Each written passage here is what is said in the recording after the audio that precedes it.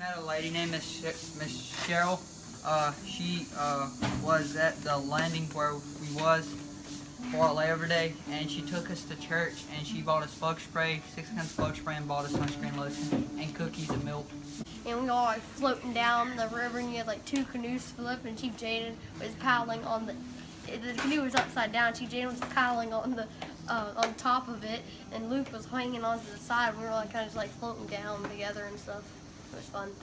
Chief had said break, and I was leaning back in the canoe, so I was like, I was all laid back.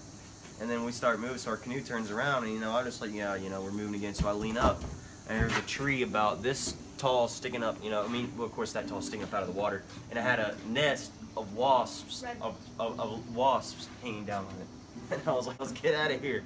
And it ain't happening, because the current is just going so fast, just pushing us. I'm like, I'm like, forget this. So I jumped out of the canoe.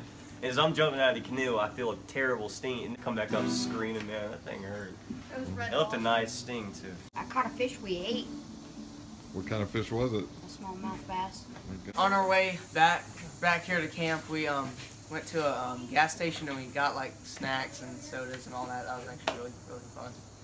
Okay. So it was actually something that I enjoyed. And we had a good time out there on the trip.